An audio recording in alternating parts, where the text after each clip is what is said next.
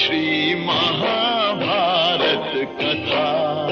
श्री महाभारत कथा। महाभारत कथा।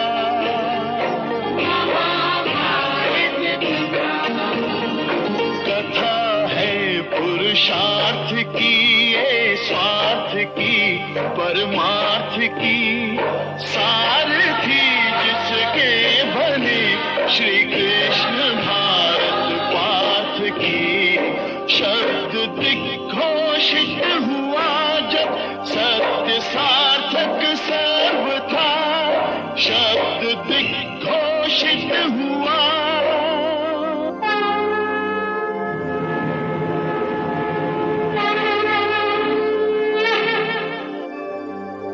यदा यदा हि धर्मस्य ग्लानिर्भवति Bharat, अभ्युत्थानम् अधर्मस्य,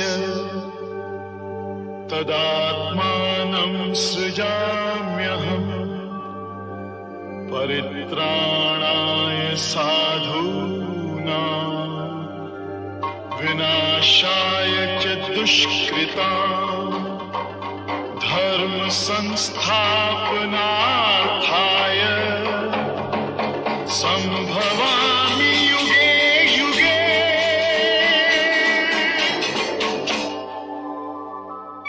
And moved by the desire of doing good to her relatives, that damsel, of unsullied reputation, began to attend upon her lord with the wakefulness of a dog, the timidity of a deer, and knowledge of signs possessed by the crow. And thereupon she conceived. And the embryo was like unto a flame of fire, possessed of great energy, and resplendent as fire itself. And one day, within a short time, Jaratkaru of great fame, placing his head on the lap of his wife, slept, looking like one fatigued. And as he was sleeping, the sun entered his chambers in the western mountain, and was about to set. And O Brahmana, as the day was fading, she, the excellent sister of Vasuki, became thoughtful, fearing the loss of her husband's virtue. And having resolved at last, the sweet-speeched Jaratkaru, the sister of Vasuki, spake softly unto that rishi resplendent with ascetic penances, and lying prostrate like a flame of fire, O thou of great good fortune, awake, the sun is setting.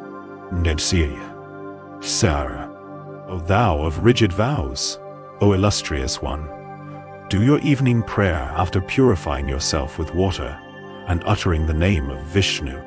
The time for the evening sacrifice hath come. Twilight, O Lord, is even now gently covering the western side. The illustrious Jaratkaru of great ascetic merit, thus addressed, spake unto his wife these words, his upper lip quivering in anger.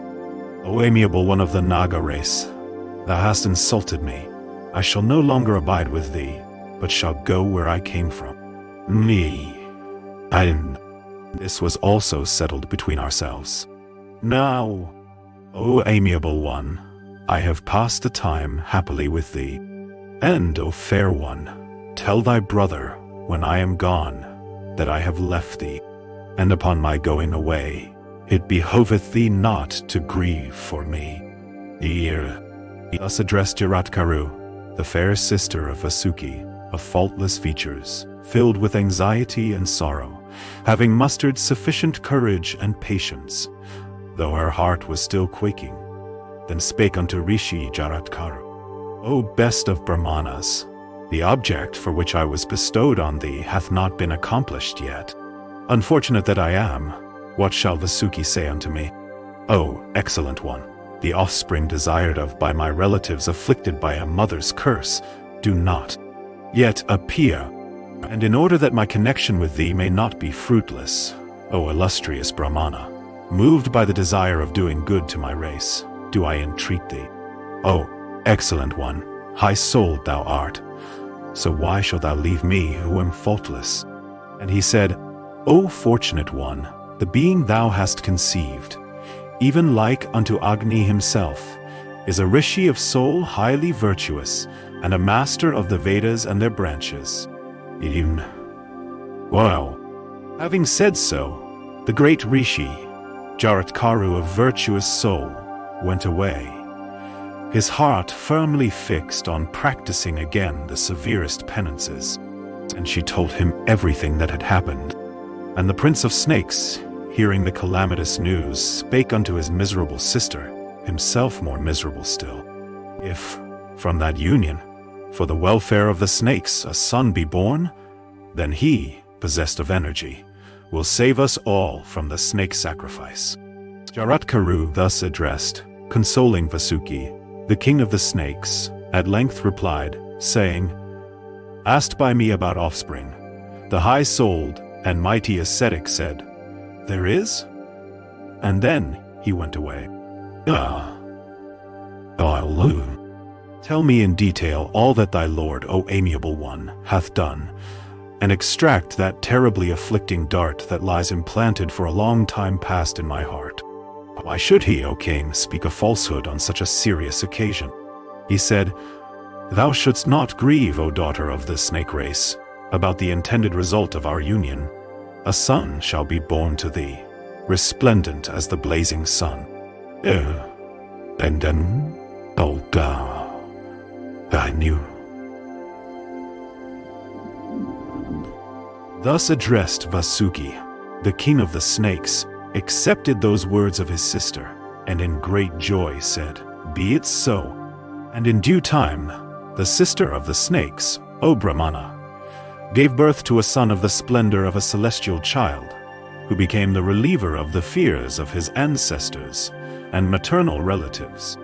And though but a boy, his vows were rigid. He studied the Vedas and their branches with the ascetic Kayavana, the son of Brigu, and he grew up day by day, the delight of all the snakes. Hearing from you the incidents of my father's life in detail, I shall ordain something, if it be for the benefit of the world. Otherwise I shall do nothing. My father was virtuous and high-souled, and always protected his people. Oh, hear how that high-souled one conducted himself on earth. Widows and orphans, the maimed and the poor, he maintained. Of handsome features, he was unto all creatures like a second Soma, cherishing his subjects and keeping them contented, blessed with good fortune, truth-telling, of immense prowess. He was the disciple of Saradwat in the science of arms. And, O Janamejaya, thy father was dear unto Govinda. Of great fame, he was loved by all men. And he was born in the womb of Uttara, when the Kuru race was almost extinct. And therefore, the mighty son of Abhimanyu came to be called Parikshit, born in an extinct line. Well versed in the interpretation of treatises on the duties of kings, he was gifted with every virtue, with passions under complete control, intelligent, possessing a retentive memory, the practicer of all virtues, the conqueror of his 6 passions, of powerful mind, surpassing all, and fully acquainted with the science of morality and political science. The father had ruled over these subjects for 60 years, and he then died, mourned by all his subjects. And after him, O first of men, thou hast acquired this hereditary kingdom of the Kurus for the last 1,000 years. Janamejaya said, There hath not been born in our race a king who hath not sought the good of his subjects or been loved by them. Behold, especially the conduct of my grandsires, ever engaged in great achievements. How did my father, blessed with many virtues, meet with his death? Describe everything to me as it happened. I am desirous of hearing it from you. Sati continued, Thus directed by the monarch, those counselors, ever solicitous of the good of the king, told him everything exactly as it had occurred. And the counselors said, O king, that father of thine, that protector of the whole earth, that foremost of all persons obedient to the scriptures, became addicted to the sports of the field, even as Pandu of mighty arms, that foremost of all, bearers of the bow in battle. He made over to us all the affairs of state from the most trivial to the most important. One day, Going into the forest, he pierced a deer with an arrow. Nobody died. And having pierced it, he followed it quickly on foot into the deep woods, armed with sword and quiver. He then saw in the deep woods a high-souled rishi. The rishi was then observing the vow of silence. Indeed, the king knew not that he was a muni observing the vow of silence. Swayed by anger, thy father insulted him. O excellent one of the Bharata race, the king, thy father taking up from the ground with the end of his bow, a dead snake placed it on the shoulders of that muni of pure soul. He continued in the same posture, bearing the dead snake. Going, every day, to his preceptor, he was in the habit of worshipping him. Commanded by him, Shringen was returning home, when he heard from a friend of his about the insult of his father by thy parent. O king, the rishi insulted by thy father was severe in ascetic penances, the foremost of manas, the controller of passions, pure and ever engaged in wonderful acts. And O tiger among kings, he heard that his father, without having committed any fault, was bearing, motionless like a statue, upon his shoulders a dead snake placed thereon. Speedily touching water he spake, burning as it were with spiritual energy and rage. These words in allusion to thy father, behold the power of my asceticism.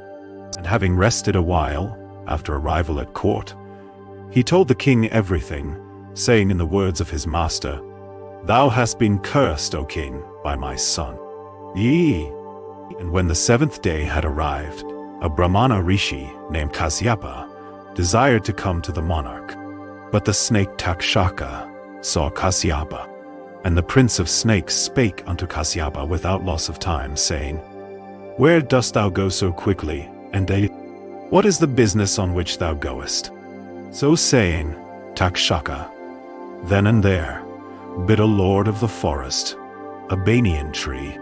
Kasyapa replied, saying, O Brahmana, I am going whither King Parikshit, that best of the Kurus, is. He shall today be burnt by the poison of the snake Takshaka. I go there quickly in order to cure him, in fact, in order that, protected by me, the thought snake may not bite him to death. And the snake Takshaka saw Kasyapa do. And the prince of snakes spake unto Kasyapa, without loss of time, saying, Where dost thou go so quickly, and what is the business on which thou goest? And the banyan, as soon as it was bit by the snake, was converted into ashes. But Kasyapa, O king, revived it.